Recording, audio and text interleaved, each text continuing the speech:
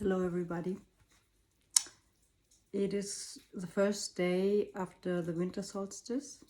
I'm about to leave for Iceland tomorrow, and I've decided to do a thing that is probably not very smart when you've published a book. I've decided to read the pages where things turn.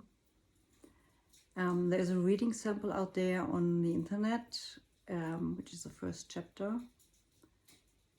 Yet I feel it is way more important now that Christmas season is here, that I read this part where everything changes in my book. The book came out in April. I published the English translation in 1st of December. The English version is called Monday at 10, a true story about conscious dying and love. Briefly, it is about a thing that happened to me a year ago when my father of choice, his name is Ulrich, had applied for assisted dying. He was 97 years old. He was doing better and better after having been sick for a while, able to walk, and he was granted assisted dying and told me, and then we had 5 days left. So from one day to the other, we just knew, or I knew, we only have 5 days left. And of course I had to make a choice. Will I fight it? Will I accept it? Do I even have a right to fight it? And what does it mean to consciously die? And will I be with him, which he wanted me to do? He wanted me to be with him. And I spent the first 3 days with him, and I was consistently going back into fighting his decision. I knew that wasn't the good thing to do, but I just didn't get out of it. And then something happened, and this is what I will read to you when everything changed after 3 days.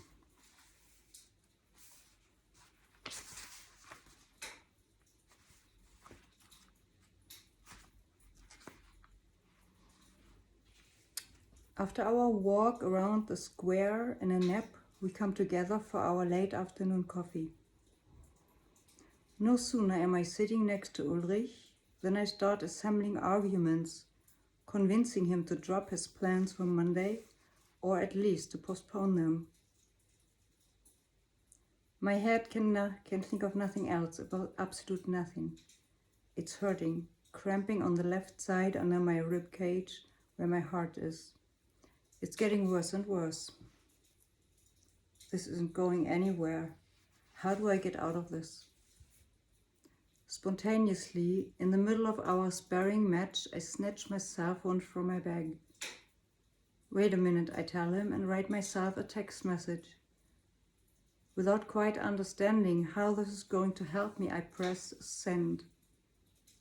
Our heated conversation instantly picks up again, dragging me helplessly along with it. A raging vortex into strangeness, senselessness, joylessness. We are interrupted by a melodious ping a few moments later. Irritated, I look at my cell and read something on it that chokes my throat, stifling any further arguments I might have. Love, it reads. Believe in love. Remember love. Completely taken by surprise, I read this message for myself. Ulrich also looks irritated, having probably already prepared his next response to my objections. It becomes very quiet between us. I look into his eyes, recognizing him again, the father of my heart, instead of someone I want to dissuade from something. My throat expands a little, enough to take a deep breath. Ulrich, I have to tell you something, I say, ending our fight. Yes, Well, where should I start? I say, looking at the tabletop, which is blurring before my eyes, turning into something I'm seeing for the first time. Without knowing from where they come, and in no conscious order, words start pouring out of me. It just happens on its own. I tell Ulrich how I've fought and rejected people and opportunities all my life because I thought I knew better, and how this has often blocked my path or made it more difficult. How I've always planned everything in my head and how it always turns out differently. And how happy I am about this now, how happy I am to be here, right now, in this moment. I tell him how twice in my life I've so stubbornly run against the wall with headlong enthusiasm that I ended up in a burnout. How I crushed myself and my feelings with a merry-go-round in my head. I tell him about the many people I know who have had or are going through a similar experience, especially the younger people I meet who are questioning this brain-centered intellectual way of life and are trying out something completely different, something new for themselves. I tell him about the energy of the heart, its electric magnetic field, which is measurably 1,000 times stronger than that of our brain, and how this energy spreads through the world, whether we want it or not, whether we believe it or not. That the energy of the heart is so infinitely more powerful than anything we construct in our heads. I talk about how everything is first and foremost energy, simultaneously particles and waves, how every particle vibrates, electromagnetic fields generated within us and around us, all the way to the other side of the globe and beyond.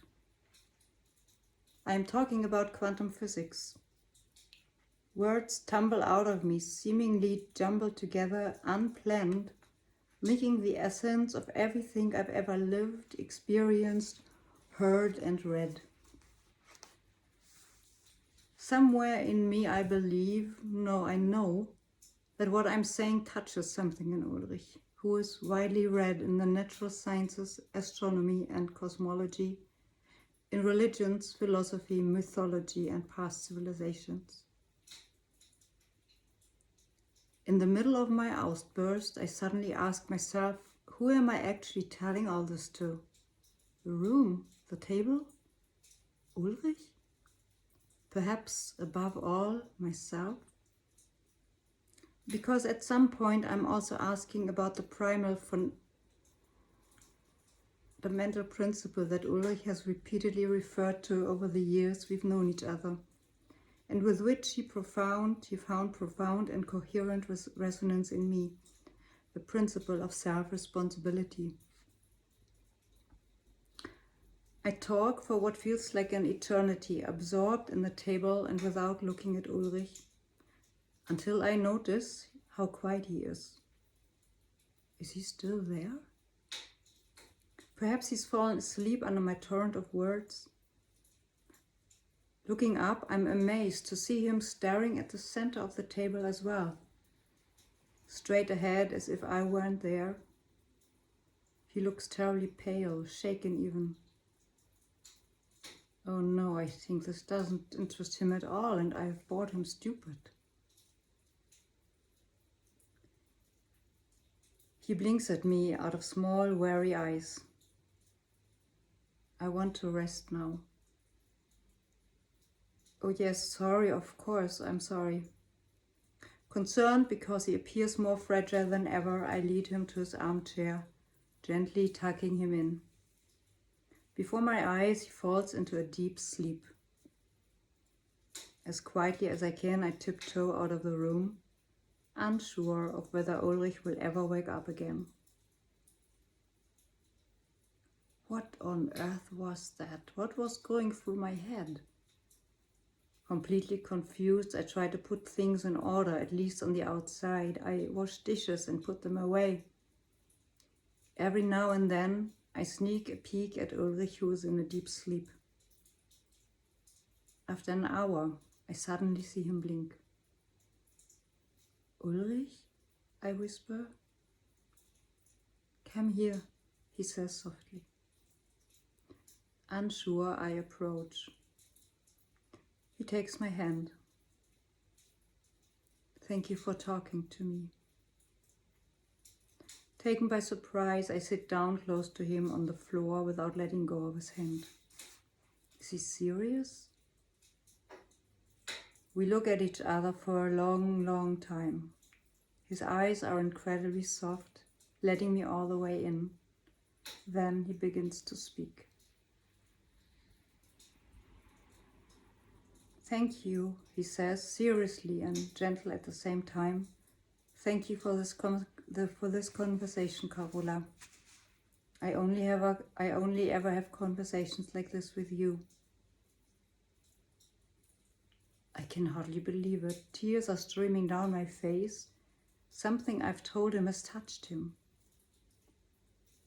And I realize he can't say more at the moment, or that he doesn't want to. So we just sit together, holding eye contact without blinking, wide open, soft, free. As the evening sun shines into the room, leisurely wandering past the bookshelves to the writing desk, a mighty love gently flows between us. Father of my heart, daughter of my heart. I bend over into him, and for a long time we hold each other.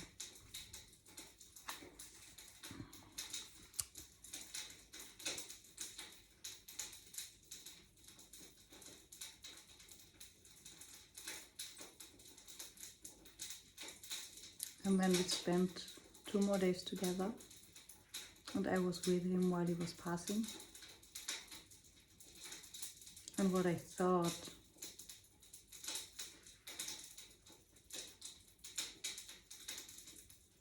was not what I experienced. There was a wide opening when he was passing. And me as a scientist saying that is a big thing for me.